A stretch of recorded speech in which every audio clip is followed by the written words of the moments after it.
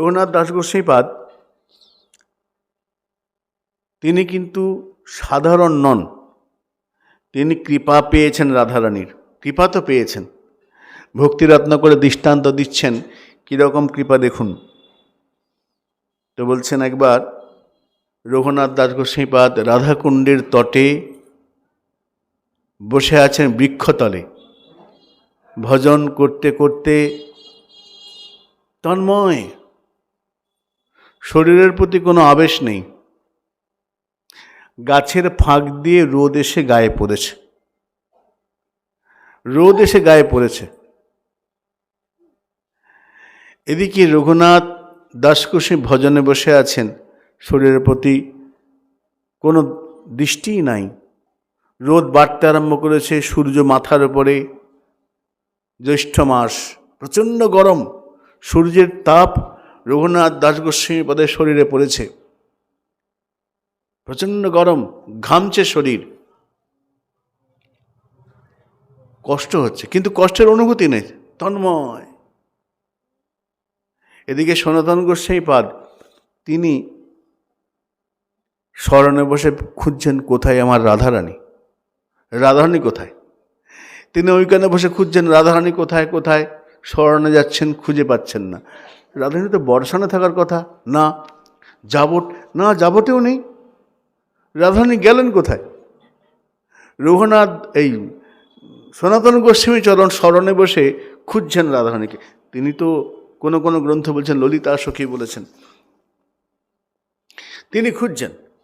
সনাতন গোস্বামীপাদ স্মরণে খুঁজছেন, খুঁজতে খুঁজতে পাচ্ছেন না। হঠাৎ ভাবলেন যাই তো রাধাকুণ্ডে, বসে আছেন বৃন্দাবনে, ভাবছেন যাই তো রাধাকুণ্ডে। মনে মনে পৌঁছে গেলেন রাধাকুণ্ডে।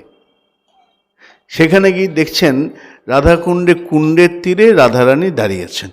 কীভাবে দাঁড়িয়েছেন? আঁচলটা নিয়ে রঘুনাথের মাথায় দিয়ে দাঁড়িয়েছেন। রঘুনাথের মাথায় আঁচল, পুরো শরীরে গরমটা রাধারানী নিচ্ছেন, সূর্যের তাপের কিরণ রাধারানী নিচ্ছেন, আর আঁচল ধরে দাঁড়িয়ে রয়েছেন রঘুনাথ দাস গোস্বামীপাদের মধ্যে।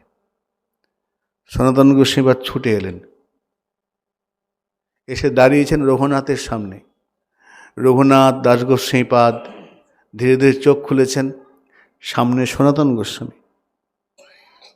সনাতন গোস্বামীকে প্রণাম করলেন রঘুনাথ দাস গোস্বামীপাদ। সনাতন গোস্বামীপাদ জিজ্ঞাসা করছেন, রঘুনাথ তুমি বৃন্দাবনে রাধাকুণ্ডে কেন এসেছ? কেন এসেছ? বলে যে রাধারানীর দাসী হতে এসেছি, রাধারানীর কিঙ্করী হতে এসেছি। ন জীবা আমি তয়াবি না, রাধে আমি তুমি ছাড়া বাঁচি না, আমি শুধুমাত্র রাধারানীর। তবই বাস্মি তবই বাস্মি, ন জীবা আমি তয়াবি না। সব ছেড়ে রাধারানীর কাছে এসেছে, তো আমি রাধারানীর হতেই এসেছি, তুমি ছাড়া আর বুঝি না। বৃন্দাবনে দেখবেন ব্রজবাসীরা বলে, একটা পদ লেখা আছে বর্ষানের ইয়েতে মন্দিরে, সব দারণ কো ছোড় কে রাধে আয়ো তেরে দ্বার, হে বৃষভানু লাডলি মেরে ওর নেহার। সব ছেড়েছি, বিষয়ের দরজায় অনেক অনেক ঘুরেছি, বিষয়ের দরজা, রূপ রস শব্দ গন্ধ স্পর্শ বিষয়, এই বিষয়ের দরজায় অনেক ঘুরেছি, অনেক ভোগ করেছি, কোথাও শান্তি পাইনি। সব দারণকে ছোড়কে, এখন বুঝলাম বলে সব অসার, সার করেছি তোমার হে রাধারানী, তোমার দরজায় এসে পড়েছি। অনেক দরজা ঘুরেছি, এসে তোমার দরজায় দাঁড়িয়েছি। সব দারণকে ছোড়কে রাধে আয়ো তেরে দোয়া, হে বিশ্বভানু লাডলি মেরে ওর নেহার। হে রাধারানী একবার আমার দিকে তাকাও, একবার সামান্য কৃপা দৃষ্টিপাত করো। তো রঘুনাথ দাস গোস্বামী বলছেন, আমি তো ভজামি রাধাম অরবিন্দ নেত্রাম, আমি তো ভজন করতে এসেছি শ্রীমতী রাধারানীকে। রাধারানী কোন রাধারানী? অরবিন্দ নেত্রাম, যার চোখটা পদ্মফুলের মতো। ভজামি রাধাম স্মরামি রাধাম, আমি রাধারানী স্মরণ করতে এসেছি, ভজন করতে এসেছি, স্মরণ করতে এসেছি।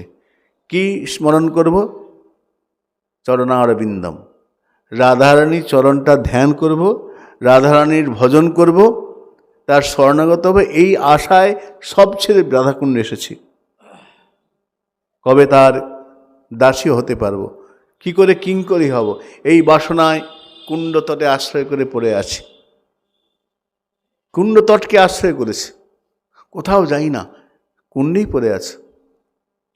তো সনাতন গোস্বামীপাদ বলছেন, তাহলে রঘুনাথ তুমি রাধারানীর দাসী হতে এসেছো, তাই তো? হ্যাঁ, দাসী হতে এসেছি। কিন্তু রঘুনাথ, তুমি তো রাধারানীর দাসী হতে এসেছো বটে, কিন্তু খেয়াল করেছো রাধারানী তোমার সেবা করছে। দাসীর কাজ তো সেবা করা, প্রাণেশ্বরী। কিন্তু আজ প্রাণেশ্বরী তোমার জন্যে মাথায় আঁচল ধরে আমি দেখেছি, রাধারানী তোমার আঁচল ধরে দাঁড়িয়ে আছেন। এটা কি তুমি দাসীর কিঙ্করীর কর্তব্য? রঘুনাথ কি বলছেন এরকম? বলে, হ্যাঁ আমি দেখেছি, তাই তো ছুটে এলাম, তোমাকে বলতে এলাম তুমি এরকম আর থেকো না, কুঠিয়া বানাও, রাধারানীর পরিশ্রম কম হবে। তোমার জন্য রাধারানী কত পরিশ্রম বলো তো, সব কাজ ফেলে তোমার মাথায় আঁচল ধরতে হচ্ছে, তোমার কষ্ট হচ্ছে। এটা কি কিঙ্করীর কাজ? না রঘুনাথ, তুমি কুঠিয়া বানাও। রঘুনাথ দাস গোস্বামীপাদ সেই তখন কুঠিয়া, তারাই কুঠিয়া করেননি, বৃক্ষতলে বাস করেছেন, এক এক বৃক্ষতলে এক এক রাত্রি বাস।